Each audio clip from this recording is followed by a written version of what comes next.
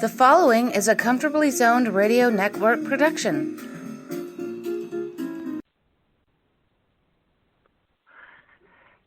Thank you, Tally Olson. I am back, and you are comfortably zoned with me, the Zigzag Man, in Alameda, California, right across the bay from San Francisco, in the greatest state of the Union. Now, that may not be true. I have someone on here who may argue with me. He's a first-time guest in the zone, and I'd like to welcome Brian Johnson. How are you, Brian? I'm doing good. Thanks for having me. Glad to be here. And I would agree with you that California is the best state in the union. I'm in Michigan right now, but and that's a pretty good state too, but not quite as great as California. Brian, where did you grow up? I was born and raised in Oakland. Went to Skyline High School in Oakland, and then went to Stanford down the street a little bit, and still have quite a bit of family in the Bay Area, both in Hayward and Sacramento, right up to Sacramento, and a couple more in Walnut Creek and Danville. So they're kind of spread all over. Boy, you know, these places you were from, I am from the exact places. I had a home in Danville at one time, worked in Walnut Creek, and I was the Tops rep back in the day with the $5 checks. I don't know if you remember that. I do remember that. All right. And in my file somewhere, there may be a Brian Johnson copy of the contract that I've saved. But, you know, there was a catcher with the Giants from Skyline. He later coached in the minors. Do you remember him? Marcus Jensen, black kid, great guy. And he's coaching in the big leagues actually with the A's right now. He's on the big league staff. Oh, nice. How progression goes. They were terrific years. You signed with them originally with the Giants? No, I originally signed with the Yankees, and went in the Rule 5 draft to San Diego Padres, then bounced around, went from San Diego to Detroit, and then from Detroit to San Francisco. So bounced around a little bit, but yeah, started off with the Yankees, which at that point, the early '90s, the Yankees were the primo minor league system that really did a great job of teaching the game, which I really benefited from. Okay, I'll ask you my favorite question. Who is your mentor in the minors that you most respected, helped get you to the bigs, paved the way? Any way you want to look at it, what name comes out first? Wow, there's three people, so I'll be quick. But the first one is Ted Eulander. Ted Eulander was my Ed. He played in the big leagues for Cleveland and Cincinnati back in the day. Old school, hardcore player, outfielder, could fly, had big, strong hands. He was our third base coach in A-ball, and Brian Butterfield was my manager. And Ted Eulander just really took me under his wing and really taught me the ups and downs, mental ups and downs of the game. Also, Dusty Baker was a really big influence on me. And everybody knows about him, but he was from Sacramento. From Sacramento. I met him through Brooks Johnson, who was our track coach down at Stanford. He kept telling me, "Hey, I got a baseball guy I want you to meet," and he kept telling Dusty, "Hey, I got a baseball guy I want you to meet." And so we met on the track one day when I was training in the off season down in Stanford. And at that time, Dusty was the one of the coaches for the Giants, and they were having trouble with Kevin Mitchell. Kevin Mitchell was kind of a little bit of a disciplinary issue for them, so they kind of put Dusty on them, and so Dusty was asking Brooks for advice, and anyway, Dusty and I got together and hit it off real well from the beginning, and been lifelong friends ever since. The third name I want to throw in there is a guy named Nate Oliver, who played. Nate Oliver was traded for Tom Haller. I think he was a Dodger. Am I right? Oh, yeah. Okay. Yeah. It was fantastic, really specifically with hitting, and and he's an Oakland guy, so we kind of connected on that front. But he was with the Angels organization, and when I was in AA, I was with the Padres in Wichita, Kansas. He was in Midland, Texas, with the Angels, and we just hit it off. And he was a great mentor to me for the rest of my career. So those three guys were really, really helpful. Okay, I don't know a better way to get to know someone than to ask them about the music that went through your head when you were a teenager. Oh, yeah, great one. Let's see. I started off in junior high. I guess at the beginning of my teenage years, I kind of was into a wide range. I had there was Kiss and Boston and Foreigner, but I was also introduced to the Commodores, to the Jackson 5, and to the Motown sound. So I really liked all those. Boston, I think the album with the whole guitar and everything, I think I liked them the most. And then as I got older, I really in my later teens, I really was strictly R&B and hip hop, and so I've kind of been that guy ever since. Okay, and what did you read mostly that wasn't baseball?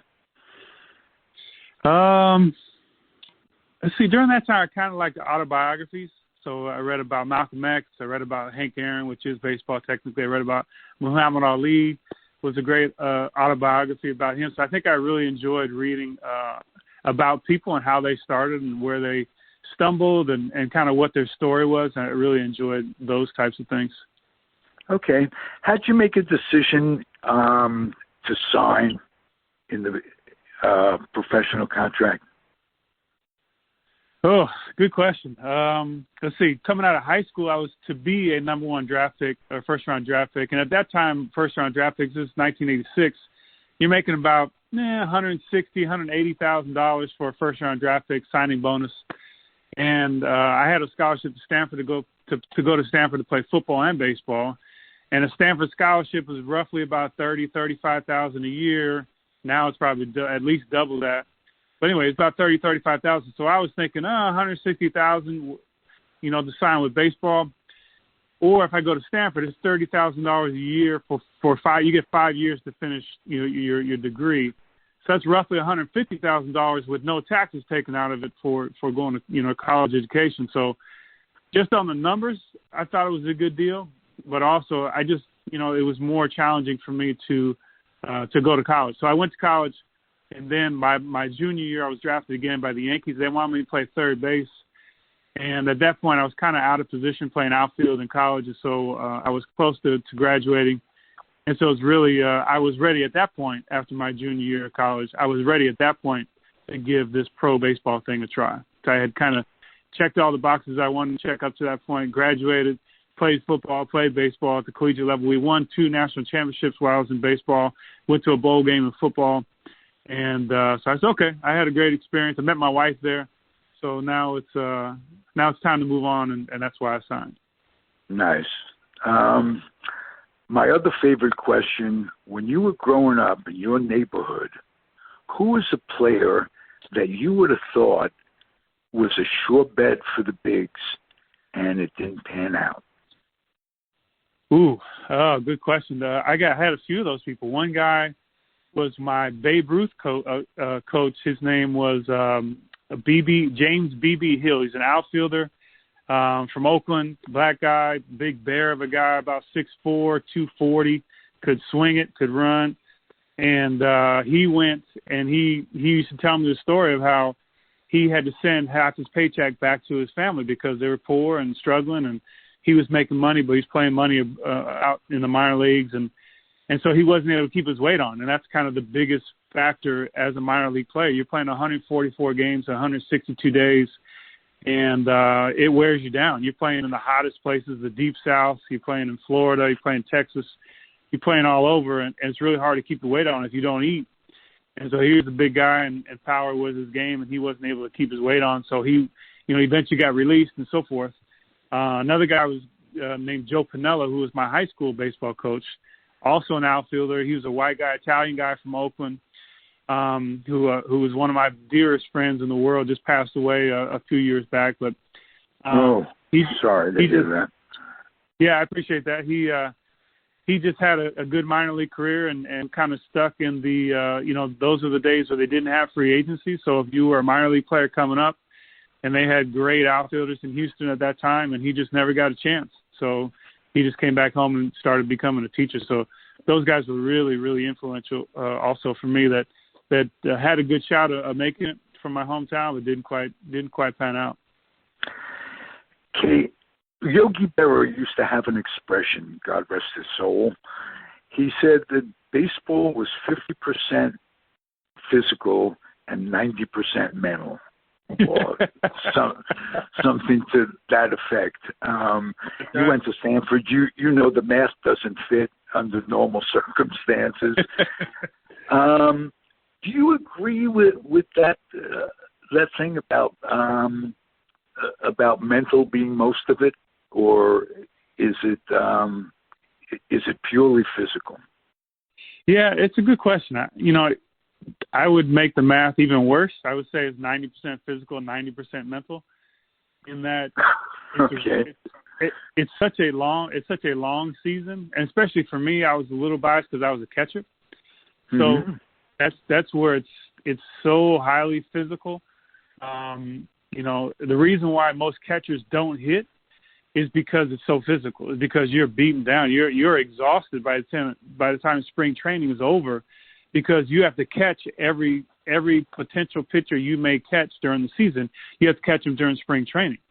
So there's probably 50, 60 pitchers in a spring training camp, and so you have to try to catch everybody just in case. So anyway, as a catcher, it's hugely physical, but also the mental part as well, because you have to make sure that you have to play through the fatigue and the exhaustion of catching. And that's why, most catchers' careers are shorter. But the benefit of it, some of the benefits of it is that most managers that go on to have successful careers managing at the big league level after their careers are over with are oftentimes catchers, because there's so much information going on that you take in, and so many decisions you have to make from behind the plate. And you have to be really accountable for every position on the field. So I would say it's the most enjoyable position, the most demanding position physically, the most demanding position mentally, but the most rewarding position also. Okay, now I'm listening to you. You're as articulate as anyone I've known in the game, and it's been many years. So with that in mind, how did baseball miss out on you as a coach after you left the game? So I'm sorry, can you clarify your question? I did not coach. But I don't. I'm just wondering why, as articulate as you are, as well being a catcher, as well as you knew the game, how come you didn't get into coaching? How did baseball miss out on you? I got you. Wow, great question. I've never been asked that one before. The reason was for me, because I had my education, because I had my degree. And, kind of towards the end of everybody's baseball career, well, we all end at some point, whether you end in college, you end in high school, you end in the professional, the minor leagues, or in the big leagues. The ending is always kind of tied into I'm not good enough, or tied into injury, and injury has a lot of stresses and challenges to it. So I was kind of sick of baseball when I was done with it. I've been playing it my whole life, and I kind of wanted to step away and get into something else. But more specifically, if you were to your question, the reason why I did not want to coach on the professional level is because it would take me away from family. Baseball is, I tell a lot of people that when you're a baseball player, professional baseball player, you are married to baseball, and your wife is your mistress. And that's because the time demands on you with the game. You have no options. At that point, you couldn't go anywhere. If you had your college buddy was getting married, if you're having a pregnancy, your wife is giving birth, you couldn't leave at that point. Now they're much more lenient, but you have to be essentially on the road like 9 months out of the year. And I was willing to do that as a player, but then I got married, and honestly, I gave my promise to my wife that I would marry her and be there for her. And fortunately, she hung in there with me for the first part of our lives because I was playing baseball, but she understood it was my dream. But after that, it was like, I couldn't really do that to her, nor did I. And that's why we have over 90% of divorce rate in baseball itself. So Whoa. I didn't want to sacrifice my relationship and my family to stay in the uniform and stay in the game. So that was my perspective. I'm sure there's some guys' marriages that have survived, and that's great. But that was my reasoning at the time, and I'm really glad I did not coach for that reason.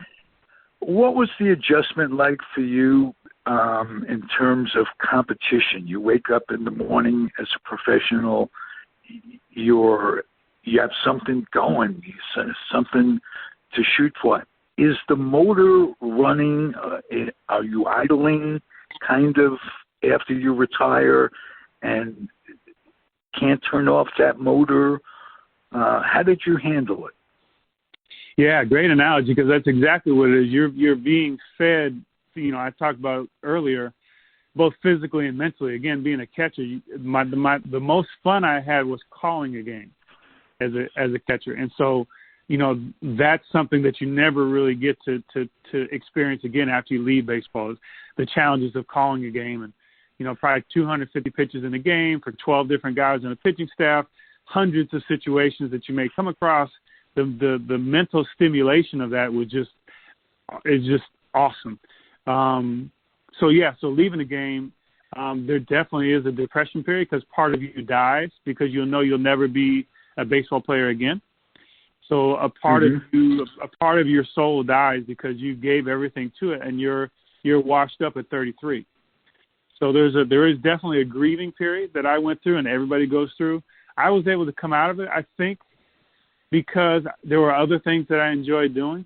And so I started to try to get involved with that. But the biggest problem is that it's hard to see where your value would be to someone else.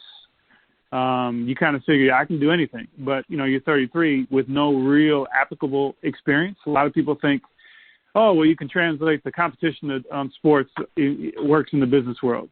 Well, yes, it does, but not on your resume. People look at your resume, they see professional baseball player up until 33, from 22 to 33, they say you have no work experience, therefore, you have to start at the bottom rung and that kind of thing. So, anyway, the short answer is that I had other things I enjoyed doing, but I don't want to gloss over and make it seem like, oh, it was no big deal to me. It was a big deal to me, and it took me a while to get over that part of me dying. And but I can honestly say too that once I did get over it, it was gone. I have no looking back and yearning for more. I gave the game everything I had physically, everything I had mentally, and I was spent, and I was satisfied with the effort I put forward with it. So that was a good feeling to have. Brian, name a teammate that had your attitude, that gave it all, that put it all out there. First person that you think of? Again, several. First one I think of is Ricky Henderson. He was my childhood hero. He was my locker mate for 2 years with the San Diego Padres, who won a division championship together. He would have said Ricky likes Brian. He would have said that, right? That's just right. Like that. That's right. Ricky was a unique bird. Yes, but he was great. I was afraid because I had met Joe DiMaggio, and he was kind of a jerk, and a lot of people. He had kind of a bad reputation with a lot of people, so I was really afraid that if I met this icon, this hero of mine in Ricky Henderson, that I'd be disappointed. I didn't want him to be a jerk, and Ricky was fantastic. Fernando Valenzuela was also very similar, just a fantastic teammate, fantastic guy. Worked their tails off, and I had Ricky on one side, I had Fernando on the other side later in their careers, so they had to work a little harder than they did in their primes, but they were really fantastic men to begin with, and teammates as well. You mentioned DiMaggio. I grew up in New York. Joe DiMaggio, Jolton Joe, the coffee commercials and all this. What made him a jerk in your eyes? Yeah, good question. And I met him at an old timers game. He was in the dugout and just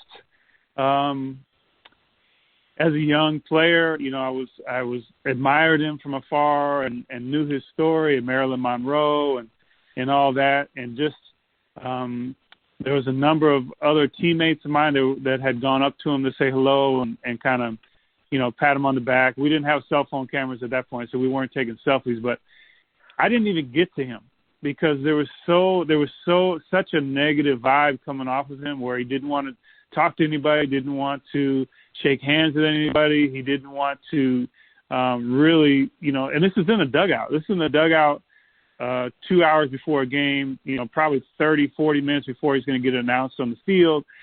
And, there's a brotherhood to baseball players. There's a brotherhood to those that have walked in your steps and your shoes and, with donning the Major League Baseball uniform. And I understand if he was being, harassed or being bombarded with people. But there was just a vibe there to him. It just wasn't pleasant. It wasn't warm and welcoming. Whereas, every other, so this was an alumni game, old timers game. So there was Paul Blair, there was Reggie Jackson, there was, so many other legendary players that were there. Gaylord Perry was there, Willie Mays was there, and they wore and the welcoming spirit of all of them combined was overwhelming. And you really felt special to be able to have those conversations and be able to spare, and have those. I had a great conversation with Curt Flood, which was a special story for me. But anyway, so another Oakland high school alum. That's right, the Klymans. And the father of free agency, not only in baseball but in sports in general.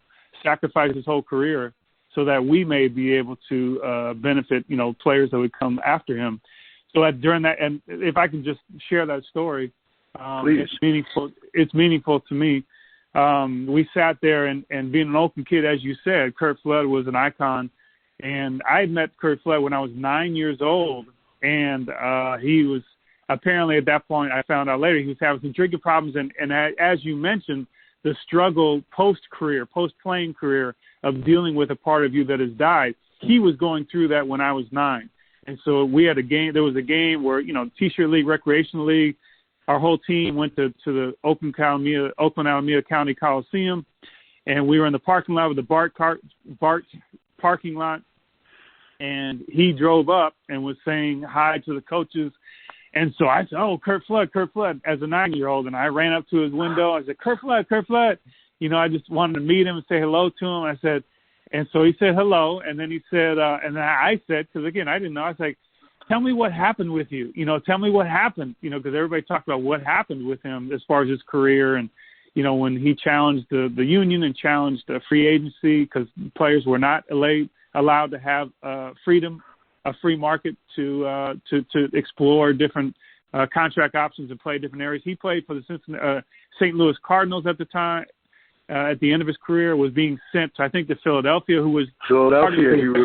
He refused it to Philadelphia. Ended up in Washington, if I'm not mistaken. Yeah. Well, St. Louis was the greatest organization ever, and Philadelphia is one of the worst organizations ever at that point. So he said, "No, I'm not going. My family's here. I love it here," so on and so forth. Anyway, so as a 9-year-old, I asked Curt Flood, as a naive young kid, and Curt Flood got really upset with me and angry with me. He's like, "Go ask your damn father," and I really upset him, which scared the living daylights out of me. But I'd always remembered that. Whoa. So fast forward to this, my first year in the big leagues as a rookie, or maybe it was my second year, with the San Diego Padres. I'm playing well, playing a lot, and I'm also a union rep. And so I know even more so about Curt Flood and his stories because I had read Lords of the Realm, which is the book about the history of the Baseball Players Union. And I read that because I was a player rep and I wanted to know what I was dealing with. So I had an even greater understanding and appreciation now as a 24-year-old for Curt Flood than I did as a 9-year-old. So I went to Curt, pulled him aside, sat him down, and I looked him in his eyes and said, "Mr. Flood," and I explained the whole story of when I was 9. And he kind of chuckled, and I said, "Look, I completely understand. I apologize for not knowing about the sacrifice that you made." But I told him, I said, "Listen, as a young Oakland guy, as a young player in the major leagues that will have the benefit of free agency hopefully down the road, I so appreciate your sacrifice, and I'm grateful to you from the bottom of my heart. Thank you for all that you did, because every one of us in this dugout is benefiting from your sacrifice, and I just can't thank you enough. And he just looked at me, man, and he started crying. And it's still an emotional conversation. But I was Wow. He died like a year later. So I was so grateful to be able to have had that with him. Nice story. Very, very, very nice. At 9, did you know you were going to be a baseball player? In my mind, my 9-year-old mind, yeah, absolutely. I thought I would be, and I would tell everybody that that's what I want. That was my sole focus. That's what I thought I would do, and I got a little lucky and actually was able to do it. Okay, not just luck. I told my partner Tally that I got an interview with a guy named Brian Johnson Tuesday, and she says, okay. I said, Brian Johnson was one of those players who hit dramatic home runs that if you had to list the 10 most dramatic home runs in baseball, you may be 12, 13, but you're on the list. I'm an old New York Giant fan when I grew up back east. Yeah. Became a Met fan. And kind of when I moved out here, I was in the service and stayed out here in the early 60s or mid 60s. Great time to be in the Bay Area in the early 60s. Oh, was it ever? Well, I mean, I wish I had the memories. That's how I knew it was great, because I don't remember. Right. They were great memories, but my fondest memories was watching Bobby Bonds, Barry's dad, Willie Mays, and a guy named I can't think of his name. Henderson was the left fielder of the Giants back then when I first moved out here. Okay. I resumed my love of the Giants. I still love the Mets more. They didn't move when I was 11, but I love the Mets. I'm sitting on a couch in Santa Rosa. I didn't do any research this morning, so I don't remember the exact date, but you hit a dramatic home run against the Dodgers that brought me off my feet. And so I just want to know, I'm just a fan. And every media person, everybody that does podcasts, sports people, they're fans at heart. That's all it is. And the game, when you're in it on somewhat of a professional level in the media, it dulls you. It has a tendency. You've seen it all. I met this guy. I met that guy. But when something takes over, when a moment like you experienced takes over, one never forgets it. I will never forget it. Why don't you put the experience you had in your own words? Tell me why I stood up that day, that evening. Well, there's a little bit of backstory to it. So if you don't mind, I'll give a little bit of backstory and I'll get to the meat. I'd love it. You take as much time to backstory me to death. Okay, so this is 1997. So baseball is still reeling from the strike of 1994/1995, where we lost both of the month of September and the playoffs in the World Series. So there's still some we lost a lot of fans. There's still a lot of public animosity towards baseball as a game, as an industry. And a lot of them were in the Bay Area, and a lot of them were Giants fans and A's fans and baseball fans in general in the Bay Area. So what happened was our team, we had Barry Bonds, we had Darrell Hamilton, we had Billy Miller, we had Sean Estes, we had, just a whole range of personalities. And JT Snow came over in the trade, Jeff Kent came over in the trade, and I'd come over in the trade. So we had just a big collage full of personalities and talents, kind of cast-offs from other organizations, myself included. And Dusty Baker was our manager, and he, is one of the greatest managers that we've seen in baseball. And time and time again, every team he gets, he really takes them under his wing, and it really does a good job of kind of being a guidance counselor and father figure for that team. So that's the backdrop. We play late September against the Dodgers. We're down by 2 games in the division. The Dodgers are the perennial champions. They've won over and over and over again, kind of like where they are right now. They've been an amazing organization. But at that point, the Giants had struggled for a while, a few years, struggled, hadn't been in the playoffs in a number of years because the juggernaut was the Dodgers. And so the Dodgers at this point had Raul Mondesi, Eric Karros, Mike Piazza behind the plate, Ramon Martinez, on the mound, and Oral Hershiser had just left, but they had Hideki Nomo, just a loaded, and they had like 4 different Rookie of the Years run at that point, and Raul Mondesi, I think, was the last of them. Anyway, they were just loaded, so we had to play them in a 3-game series. We're down by 2 late September. We had to win all 3 games in order to have a chance to win the division. And so we win the first game 2-1. Barry Bonds and JT Snow each hit solo home runs. It's at our park at Candlestick in San Francisco. And then we play a Saturday day game on the 12th of September. And the wind's blowing just like Candlestick, and we have a great, probably one of the best games I've ever been a part of. It was 5-5 in the bottom of the 12th inning when I came to bat. But before that, the Dodgers had gone up 5-0. We had gone up 5-0. The Dodgers had come back 5-2, tied it up 5-5. In the 10th inning, Rod Beck had a bases loaded jam. Now, the backstory on Rod Beck, he was the hero of the bullpen, big stopper, all-star player for a while. But now he's Shooter Beck.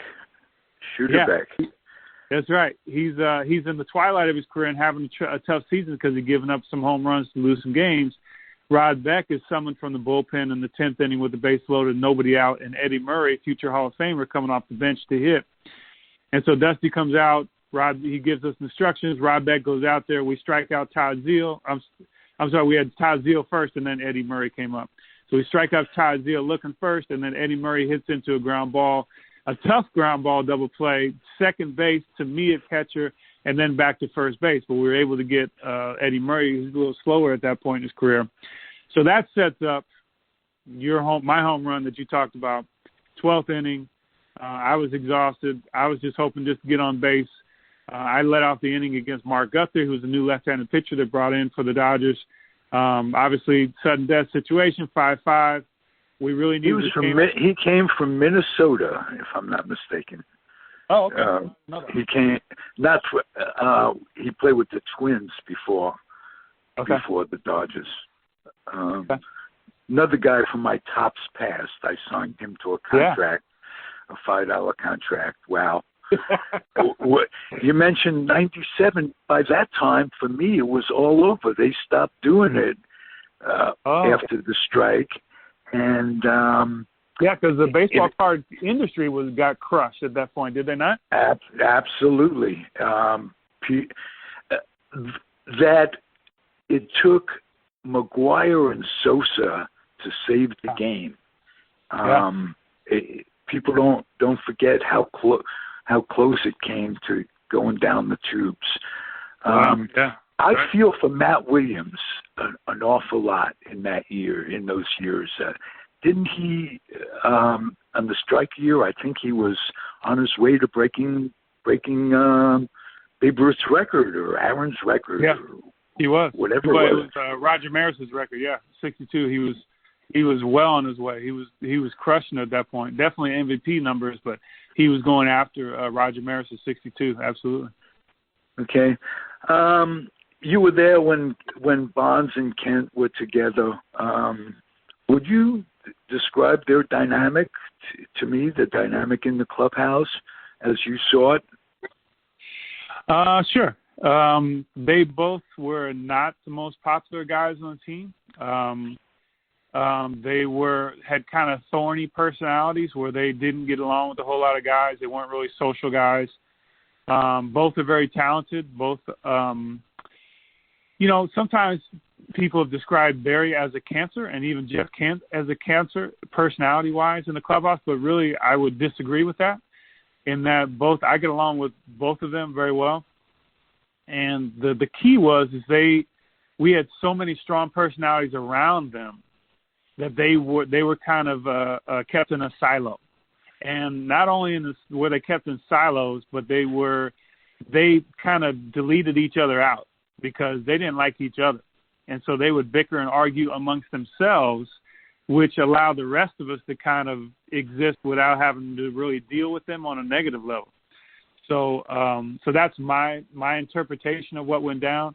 Very talented. Jeff Kent should get in the Hall of Fame soon with all the power and the MVP that he won as a second baseman. Just rare for a second baseman. We played against each other in college. He was a shortstop at Cal Berkeley when I was at Stanford. Just a really great player then also. Barry, and we all know about Barry, just kind of, just a complex personality where he just didn't get along with a whole lot of people and could be a bit abrasive as Bobby Bonds was as well, from what I heard, and I got to know Bobby a little bit too. Not everybody is going to have the greatest personality in a clubhouse, and so you just kind of manage those. But again, that 1917, we had so many good personalities, so many strong personalities that there really was not anybody that could really make the chemistry falter at all. And I'm sure that starts at the top with Dusty. Yeah, and actually started with Brian Sabian first, and then to Dusty Baker, and then actually to the rest of our coaching staff, Gene Kleins, and a number of other guys. Dick Pohl was our pitching coach. Was Wendell still there? Wendell Kim? Yeah, Wendell Kim. He was fantastic. Absolutely, yeah. Wendell was still there. So just a really fun group of guys, but the really talented group of guys as well. I interrupted you with that question about Bonds and Kent. What was the trip around the bases like in your head when you hit that home run?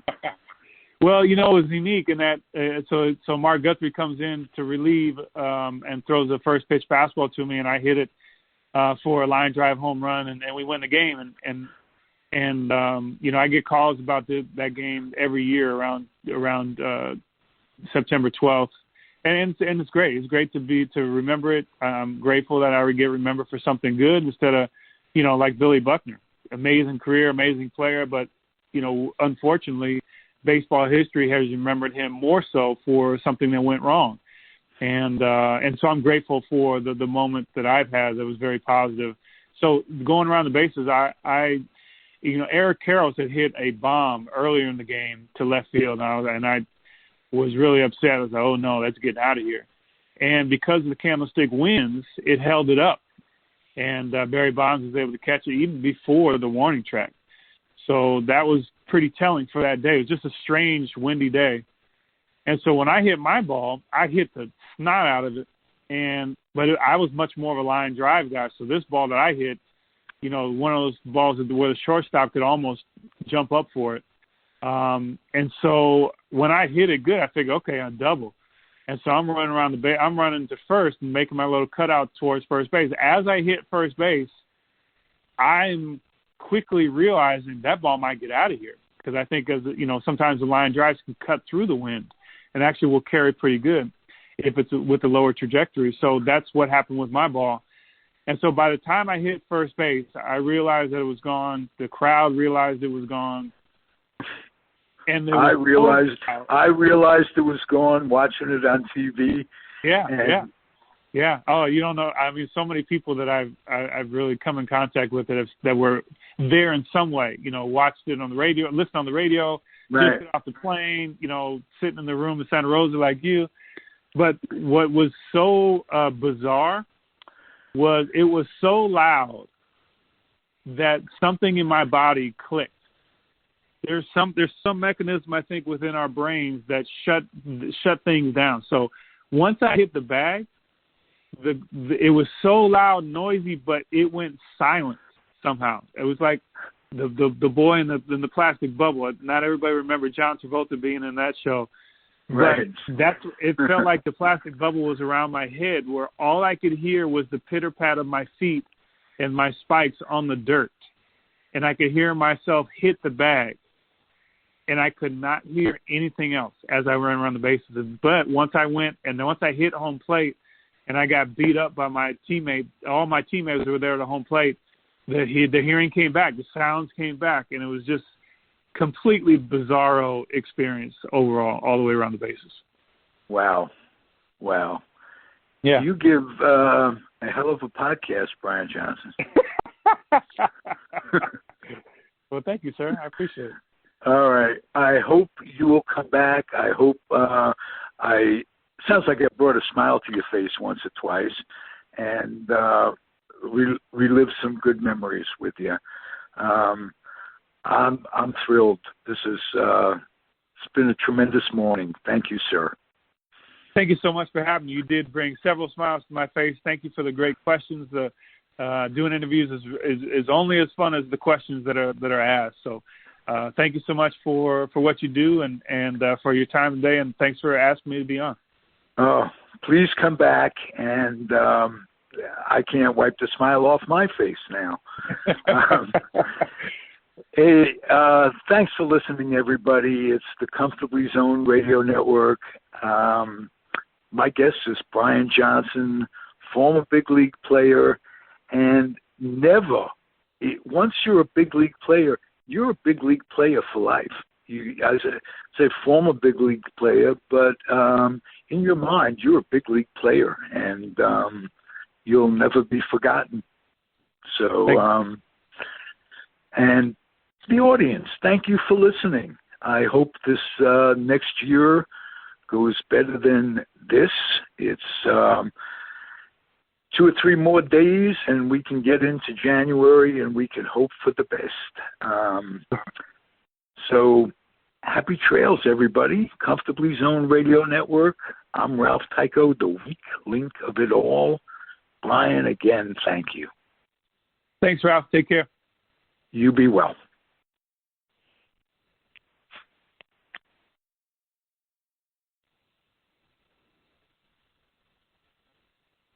All right, we good? The proceeding has been a Comfortably Zoned network production. You are advised to keep your dreams wet, your humor dry, your children and grandchildren out of military recruiting offices and off the laps of clerics who wear dresses. Thank you for listening, everyone. Happy trails.